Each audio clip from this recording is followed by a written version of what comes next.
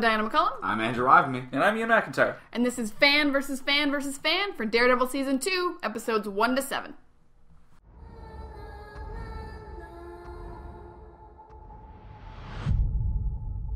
Bang.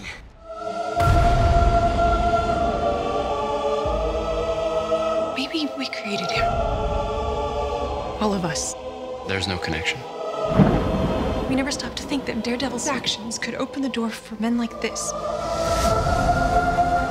How much longer before innocent people start getting caught in his crossfire? Blood is being shed. And you've donated more than your fair share. The city needs him. I need to take care of the scum that killed my family. People don't have to die. You hit them and they get back up. I hit them and they stay down. Why are you doing this? Because I think you're a half measure. I think you're a man who can't finish the job. I think that you're a coward.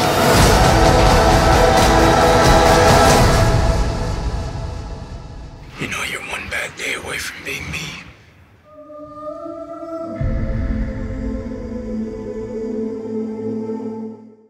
So far this season on Daredevil, we see the return of Matt Murdock with some shiny new threads, full-on Daredevil now. We also see the introduction of Punisher, who's just straight up killing fools. The arrest of Punisher, the trial of Punisher, the introduction of the craziest person in the world, Elektra, and Matt screws up the biggest case of the century.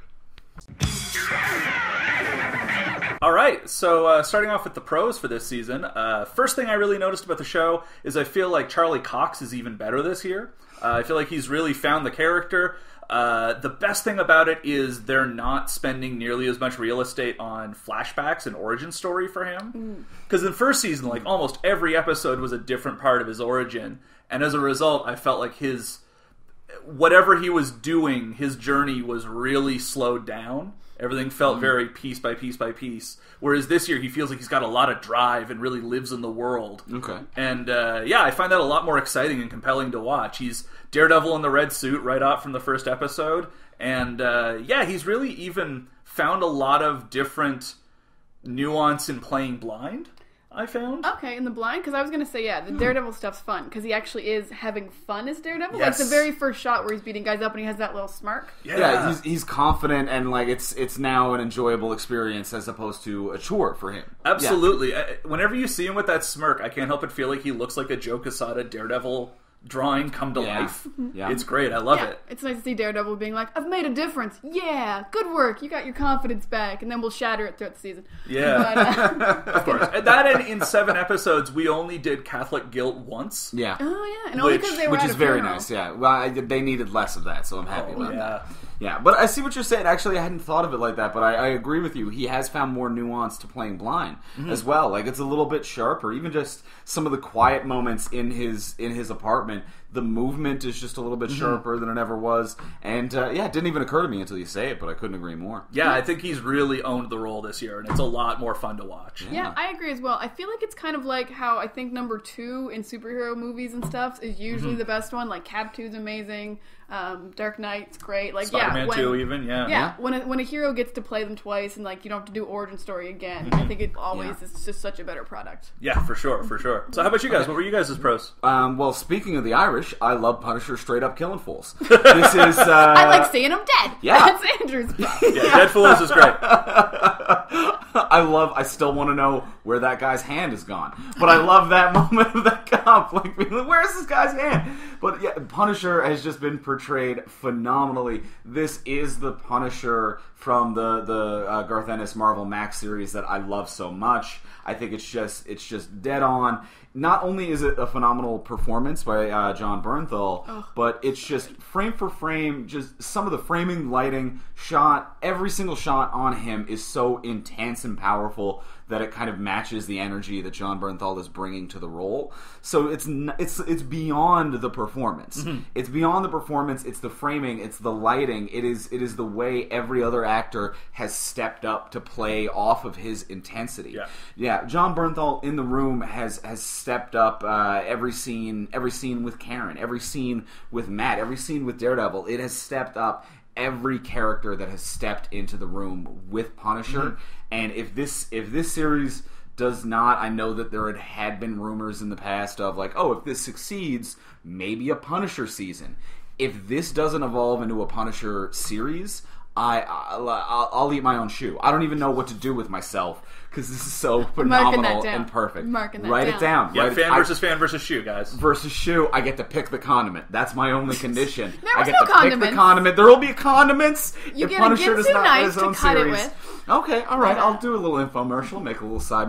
But Punisher is my. I totally agree. His intensity is amazing. Like I can just imagine Jon Bernthal must have gone home every day exhausted. Like his intensity was so great. But the show also did a really great job of having other characters like set up the mythos of Punisher very well. Like everyone who would be like 15 guys attacked the Irish, like just one guy. It was just the Punisher. Yeah. So they set up the mythos just as well as they actually set up the man, which is really hard because you're putting up that high a pedestal. Then your actor has to like destroy it, and he did. He destroyed everything. And it's funny that you mentioned like Garth Ennis comic book Punisher because like I love that first story, the Welcome Back Frank one. Yeah, I feel like as much as Punisher is a lot of fun in comics, it's just a guy killing bad guys, which is cool to watch.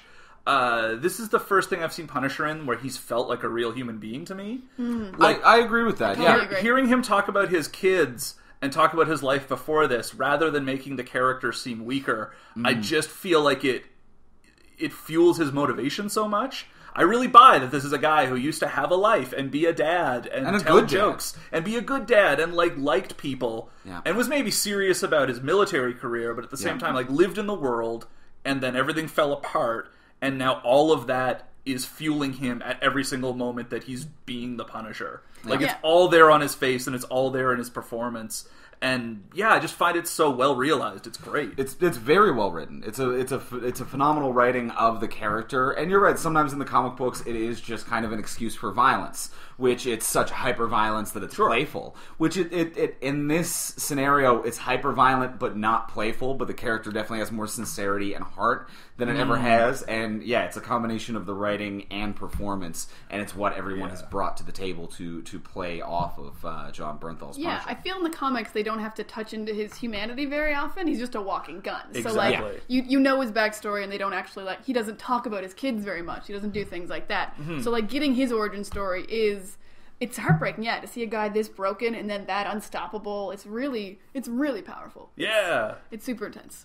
Yep. Punisher's killing it. And I enjoy that Charlie Cox is playing a Daredevil that learns to kind of be sympathetic towards the Punisher character as well. It's given Daredevil a really good arc on top of just performance playing on one another. It's given Daredevil a good arc of, we start with him being confident and we have him kind of doubt it, but then he regains that confidence in a greater understanding of a different morality and gaining a confidence in, I am doing this the right way, and a sympathy in seeing how it can slip away so easily with Punisher. So I think it's created a more confident, more complex Daredevil in regards to playing off. For sure. There's also, in the comic books, I find there's a real tendency to write Punisher as infallible and always the smartest guy in the room. His shots never miss. He's always going to be the guy on the roof who knows everything that's happening. Yeah, he's not really that much of a detective, though. He's always the guy who's smarter than the hero that he's bouncing off of because the hero just won't go far enough. Right. Whereas in this, I feel like they've really written them as two equals with two equally strong opposing viewpoints that are just constantly getting one up on each other. And so for my quick pro is Punisher related because I'm just going to say gun hand, chain hand. It's my favorite thing ever. I want to take gun hand, chain hand martial arts classes. I want to go sign up. I don't know where you can do it. It's a powerful style. Yes. It's a powerful fighting style. I don't need any bullets. I'll just take the chain and the empty gun and I'll make it work. But just have to throw that out there. But my actual real pro is this broke up oddly, but my pro is Karen. I liked her in season 1. I love her in season 2. Oh, she's so great. We don't even need Jessica Jones because she is an amazing detective, and she's so thorough and intricate in her detecting things and just digging down, and she thinks there's things to find. I love everything about Karen. She's tough as nails now. She's so love that. But not unbelievably so. Yeah. Just like, I can handle this, but you can tell she's a little panicky, but she's not freaking out. She's taking care of business. I love everything about Karen in this season. Well, it's so cool to think of, like, the old Affleck Daredevil movie, how Karen had, like, one line. I didn't even know she was in that. It's Ellen Pompeo, who plays Meredith Grey on Grey's Anatomy. Oh, okay. She has, like, one line in the movie, and that's it, because she's a forgettable character in that. And in this one, they've completely brought her in as an integral part of the world, and... The world doesn't exist without her. And now. the law office, and like Yeah. it really is a three-way partnership of the work that's being done at Nelson and Murdoch. Yeah, she like runs the firm. She's like Punisher's big connection now. He has more of a connection to her. She's doing all the detective work. She's dating a guy who she thinks is a functional alcoholic, and she's cool with that. Which I don't know if I would be. I might be like, bring that up on date 2. Be like, can we talk about your alcoholism? Yeah, maybe. Yeah. Even though he's not actually an alcoholic, but she thinks he is the idea. Yeah, but, exactly. Yeah, I think she's destroying it. Yeah. Performance-wise, writing-wise, I love it. Yeah, and for a show that's about ninjas and guys running around on rooftops and stuff like that, the show never slows down when it goes onto a Karen beat. Yeah, you worry that it will, Yeah. but you get to her and she's just finding interesting stuff, and she's very compelling on screen. As a character, she might be even moving at a faster clip than Daredevil. You know, things do not slow down when they cut to Karen. If anything, they speed up. They intensify. She is doing some real heavy lifting, plot-moving work of this show. All right, Andrew, why don't you start us off? What's your first con? My first con is having heavily to do with Episode 3. The big action sequence of Episode 3, Gun Hand, Chain Hand. How dare you besmirch the name of Gun Hand, Chain Hand? Don't get me wrong, I love Gun Hand, Chain Hand. There are moments of that sequence that I am absolutely fascinated with, and I really enjoy. The whipping the lights out is terrifying. Some of the lighting work is just very well done, and it's a pretty intense fight scene. But what I don't like about it, why that is a con for me, is that they are very much trying to recreate the magic of the hallway fight from Season 1, Episode 2. And Gun Hand, Chain Hand has a lot of... I'm going to keep calling it that. That's the action scene. It's Gun Hand, Chain Hand. It has a lot of potential. It's a really great idea. There's some incredibly intense moments, but I don't know why. It feels like they really forced upon it to try to parallel the hallway fight from Season 1, Episode 2. It didn't have to be the same. It didn't have to be a one-shot. Because they tried to make it seem like a one-shot coming down the stairwell, but there were a lot more edits in this fight sequence than there was in the hallway scene of Season 1. Okay. Season 1 had 1, maybe 2, very stealthily, beautifully done edits. This one had what felt like maybe a half a dozen to 10 semi-sloppily done edits.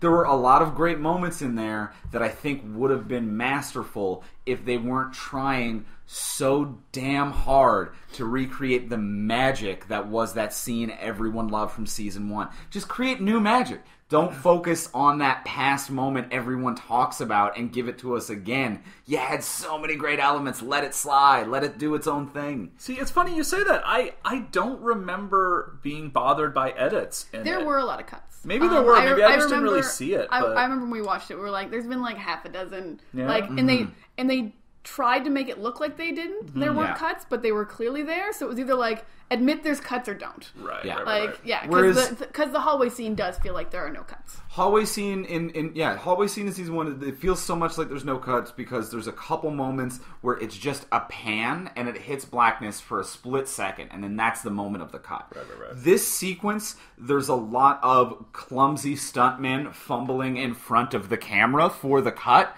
So there's a lot of there's nowhere to rotate. It's not a camera movement that gets the cut done. It's a clumsy stuntman getting a plain black shirt a little too close to the camera. Right. Oh, Daredevil's still fighting. I'm like, no, you didn't trick me as you did a Grover far near movement to sneak in an edit. It didn't do it for me. Also, I'm pretty sure that the hallway fight in the first season was done with a rig that was hanging from the ceiling. It was. Yeah. It was going back to whereas this one was all Steadicam. So it was shakier, and I can imagine that the edits and the cuts are harder to match up. Yeah. Oh yeah. I don't mind the idea that they were trying to homage it though. Like they put it in a new setting. They put it on a stairwell. They gave a Gun Hand, Chain Hand. Nothing wrong with that. Nothing wrong with a gun hand, chain hand. But yeah, but the cuts, it had to either be super smooth or just really clear edits. I agree on that point. And actually, I kind of agree on this con just a little bit later. I thought the Punisher was handled poorly in that scene. When he puts him in the elevator and then Frank doesn't attack anyone. You think there's going to be this Daredevil team up because then the elevator opens and there's the Punisher unconscious and you're like, oh, we're going to cut back. He's going to be awake. He's going to attack everyone. It's going to be a team up. And then Punisher just runs. He just They've got to save that team up. That'll happen later in the series. Yeah, we'll see that later. I can better. see them I'll eat that other shoe if it doesn't. There's going to be a lot of leather getting eaten up in here. But all right, so that's my con. But what about you two? Ian, what was your con? My con is I'm just always a sucker for any crossovers between the other Marvel properties, and there's been a couple of nods through these first 7 episodes, but I feel like they've been very few and far between and very throwaway. Like there's one reference to like the incident in New York, and I don't know. I would love to see. In Avengers Age of Ultron, we just saw the country of Sokovia float into the air. Yeah, and then it fell. And then it fell. And there's supposed to be Inhumans running around everywhere and stuff like that. And I would like to see more of that. I know that that's not always the easiest thing to coordinate between the various levels of Marvel properties. Yeah, or like even mention, because I feel like Purple Man was very public by the end of Jessica Jones. Everyone talking about this guy who controlled people's minds. Because all those people had gone to the DA and said it was true. Yeah, and so I feel like even that could have been brought up. And speaking of Jessica Jones, they speak of Jessica Jones in a scene where they literally say, there's this person who works for my new law firm. Her name, they call her Jessica Jones, which as you pointed out, is her name. They call her by her name. Yeah. It's not like her name's Daredevil and like they call her Daredevil. No, they call her her given name. Yes. Have you met one of our Fan V fans? They call her Diana McCallum. Exactly. No one says because that. that's what it says on my It's a life. really weird way of doing it. And that was like the one episode that they used Claire for. Sort of night nurse, maybe not. But yeah, I don't know. I like those crossovers. I would have liked to have seen more. But they've done such a good job establishing the Daredevil universe that I'm also pretty pleased with that. Yeah, I can see what you're saying. I think Jessica Jones had more at least moments of mentioning stuff. Like they talked about Captain America and they talked about Hulk. And I feel like they don't even know the Avengers exist on Daredevil.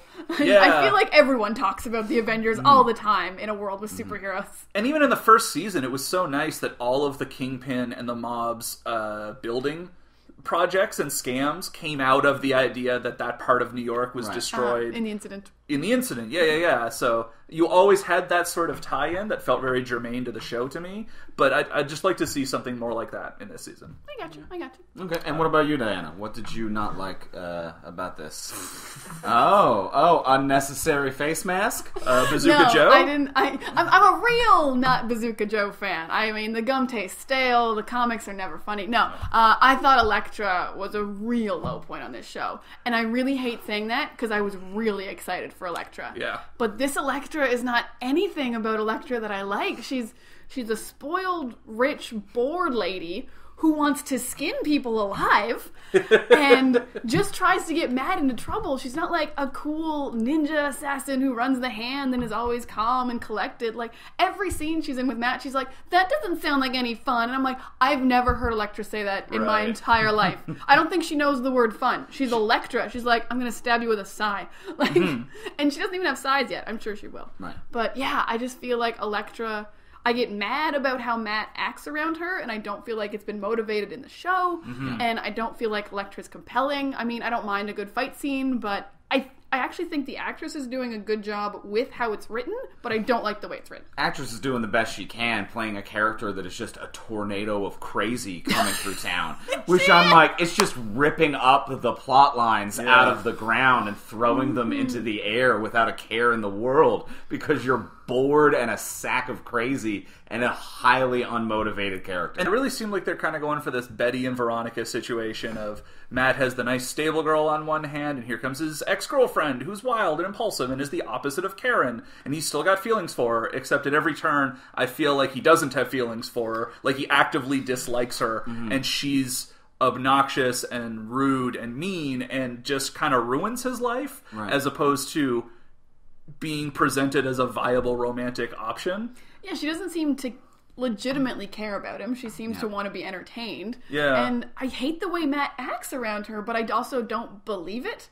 Like, he acts so out of character. He lets all of his friends down. He lets Punisher down. He doesn't lets even the legal system down, He which is lets the the only law thing he's down. ever believed in. Like, just inherently, every single moment. Whether it's being a vigilante, it's because the law has failed. And when the law succeeds, it's because he's working so hard at just supporting the legal system. She's the antithesis of him. The only thing that I didn't understand was that initial attraction. Yeah, the high school, the university stuff made sense. Yeah, for sure. That totally does. Until she, as you pointed out, encourages him to skin a man alive. And then he's like, maybe we should break up. And she just runs away for 10 years, 5 years? 5 years, couple something years. like that. But But yeah, the only thing I can think is, you know what, Matt never got his head checked out after he got shot. I think he's just got a head injury. He's gonna, it's gonna be episode 13. He's gonna finally get a head x-ray. And it's gonna be like, oh, I've just been concussed. I don't like Elektra. We just the worst. needed to relieve this brain pressure that made me attracted again to crazy people. him and Luke Cage have the same thing. Oh yeah, just gotta go through the eye. Yeah, Claire's great at that now. Yeah. But I will say, the point that the screeners that we have left off at the end of episode 7, like, we haven't seen the hand yet, really. We haven't seen what the Yakuza's plan is.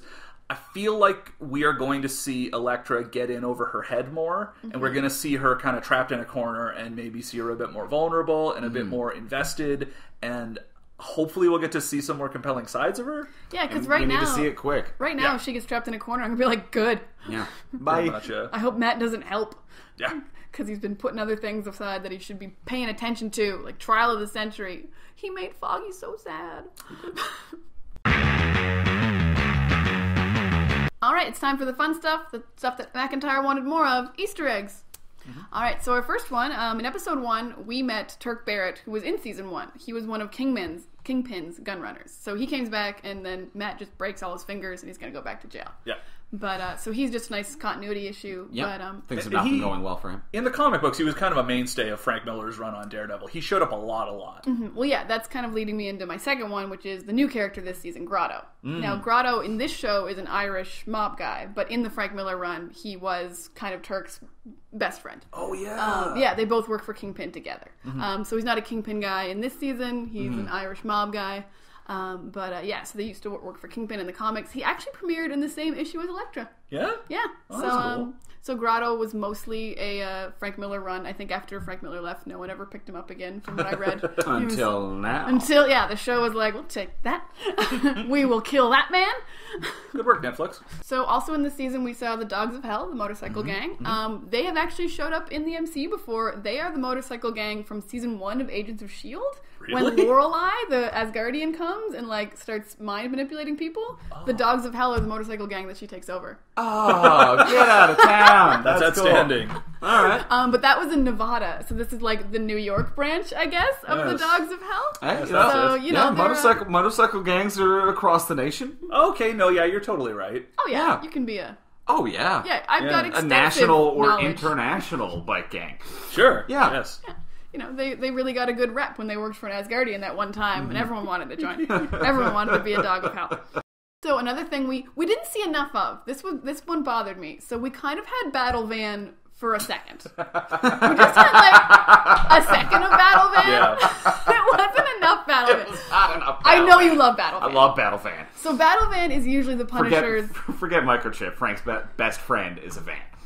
So Punisher's usually got a battle van, which is just full of missiles and rockets and tech and scanners and everything he needs to kill people. Yeah. So really all we saw was that he kept his stuff in a van and then he blew it up to kill some Irish mobsters, and I was like, Battle Van deserved better.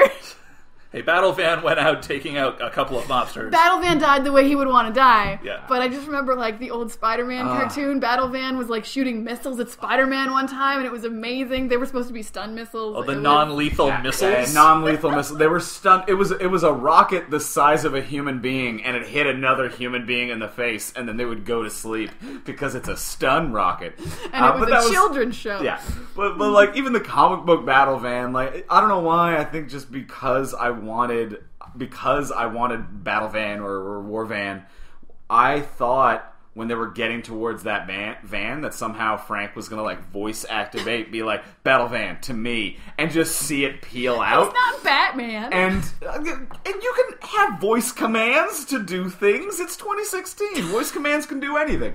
Yeah. But I thought that was good. And the second that I had that thought in my head, I was like, this is not the type of show that would do a self-driving van that comes This to isn't your an Iron Man movie. I mean, like, I can see it in the MCU, but Punisher doesn't do that. Yeah. What it did do was blow up, which is what Punisher does. That seems about right, too.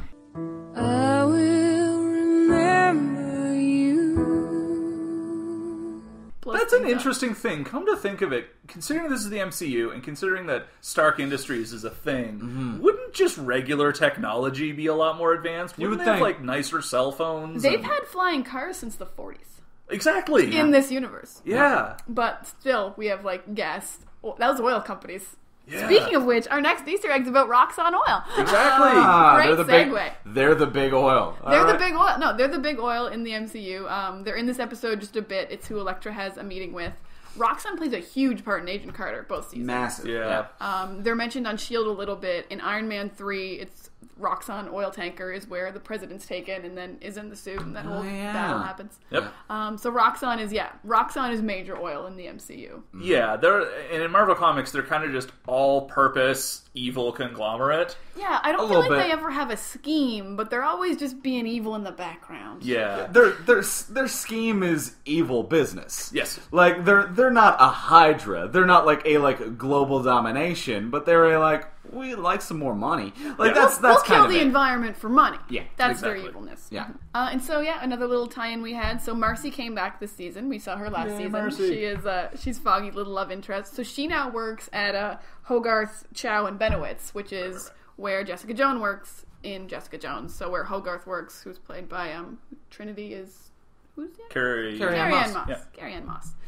So that's a little Easter egg. They're all in the same universe. That Jessica Jones woman. That's where Marcy works. Yep.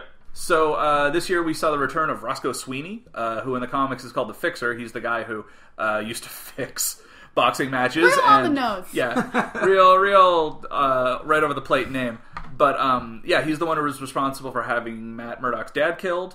And in this season, we saw Matt and Elektra track him down and not murder him. But in the comic books, he was killed when Daredevil was chasing him, and he died of a heart attack. So, Which is kind of what you got to do. Takes out the moral implication that Daredevil has to kill him to get Right. revenge. exactly, a real convenient heart attack. Also, he must have been terrible at fixing fights. If your name is the Fixer, because you got to make money because other regular people bet too. Yeah. Like if you're at a boxing match betting on it as a regular civilian, and it's like, who's that front side? The Fixer. Oh, I'm out of here. Well, you don't know which side he fixed.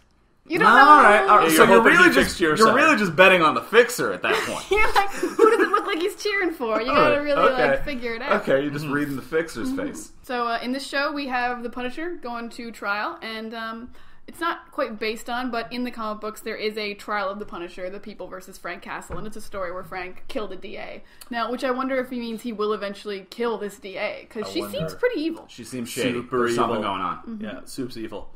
Yeah, she's got. We're gonna find out what she's hiding. Yeah, She's for got sure. something. Oh, speaking of the trial, there was a really nice little nod in Foggy's opening statement where he mentioned Frank trading in one war zone for another, which I thought was a cute little nod to the Punisher Warzone comics.